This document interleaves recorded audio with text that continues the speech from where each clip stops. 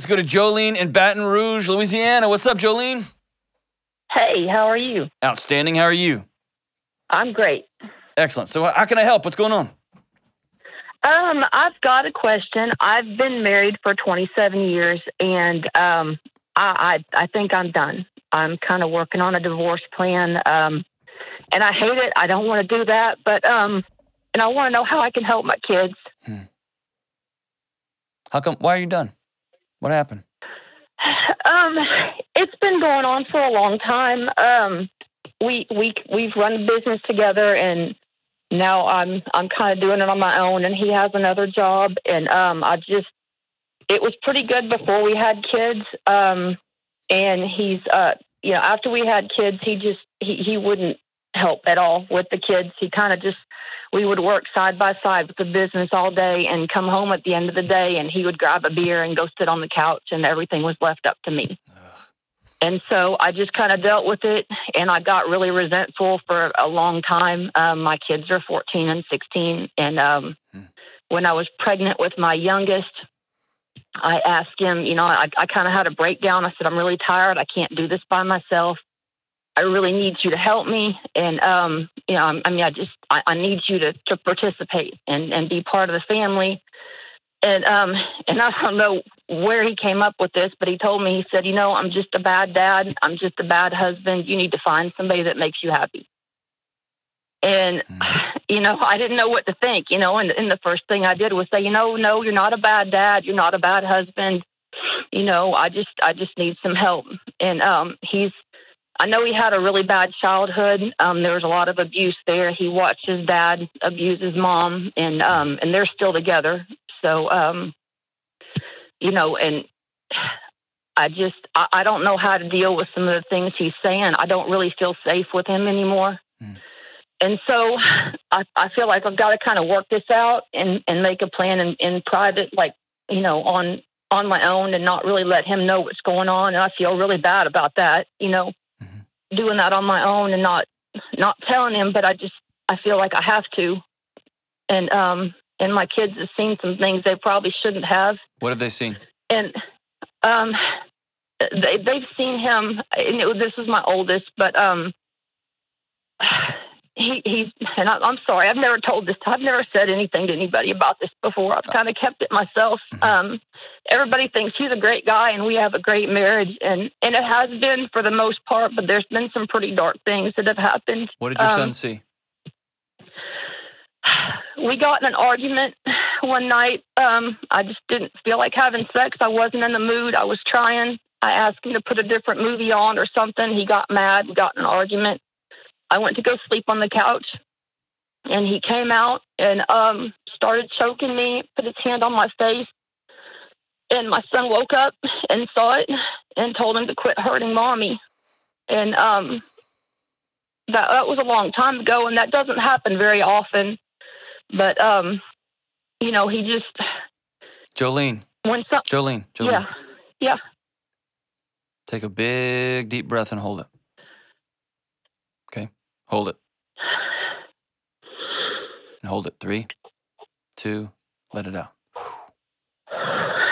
Now, your shoulders are bunched up around your ears right now. I want you just to drop them down. Okay. Okay? You don't have to apologize for him.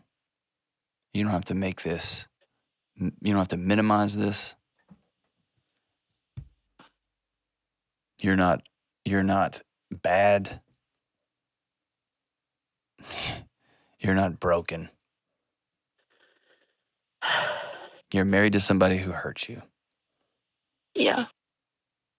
And you're married to somebody who's hurting your kids, either directly or indirectly. Yeah. And does he have some demons? Oh, absolutely. Yeah, he does. Hold on. You're coming to his defense. You're running to his defense. He doesn't need you to defend him. Okay. He's got demons, for sure. But that's a context, not an excuse. He doesn't get to hurt Jolene. Jolene's worth being loved. Jolene's worth sleeping all night, feeling safe. Yeah. Jolene's worth not feeling like having sex sometimes. Jolene's is worth not worrying about her boys being safe. Okay? Okay. Have you ever said the words out loud, "I'm done," to anybody other than me? No. Okay. Thank you for sharing that. Thank you. Go big or go home, right? Might as well share it with everybody. You can't do this by yourself. Do you have somebody that's walking alongside you? I've got an appointment with the counselor next week, and I'm doing all that behind his back, which makes me feel really guilty. But I need to. I trust him. Jolene. Yeah. You are not safe. I know. There's nothing to feel guilty about. Now, I will never tell somebody you should get divorced. I know. I'm not ever going to do that. I don't ever want to come back and say I did this because you told me to. But you're not safe. And you haven't been safe for a long time. And you need to go talk to somebody today. Okay? I know you made an appointment with the counselor. I need you to go talk to your lawyer today. I don't know what you start thinking about divorce. I'm thinking about that. If you're down this road, you need to go talk to a professional and be on the way. In your head, if you start adding it up and thinking about it and building it up, you're having conversations in your head that nobody else hears. Yeah. But that disconnection, that annoyance, that resentment, that starts to be felt everywhere. Your kids feel it and your husband feels it. Your clients feel it, your customers feel it, everybody feels it. And that's where we get a lot of problems. That's where we get the blow-ups and the, whoa, where did that come from? And people say things they can never take back, and they do things they can never take back. When you first started this call, you said, I think I'm done. So I'll ask you directly, are you done? I am. I don't want it. I don't want to be. I know. Nobody wants this. And what made me start to feel that way is I got to thinking I don't want to be married to him when my kids are grown up and gone. I just don't. And then I felt bad for feeling like I'm standing behind them and making them, I guess, protect me because they're around. He's, I guess it puts the brakes on some stuff sometimes. And it doesn't happen very often, but it happens. Yeah, it happens. And the threat of it happening is violent too. The cloud of it could go off at any moment is violence. 12-year-olds walking on their tippy toes because they don't know when dad's going to set off on mom is violence. Yeah. And I've come to my kids' defense too, and then they apologize for me getting, for them dragging me into it. You got to get out, Jolene. Yeah, you're not safe, or he's got to go.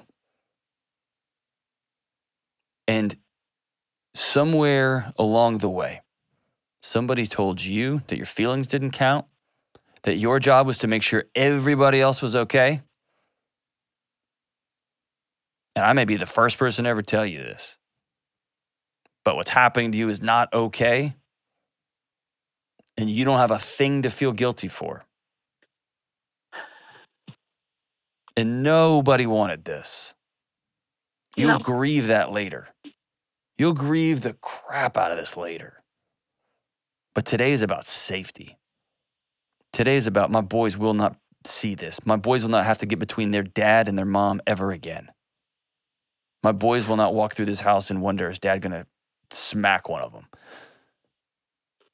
How do I talk to them? I mean, I don't want them to grow up and be the same way. I want to put a stop to this right now, but I don't want to run their dad down to them.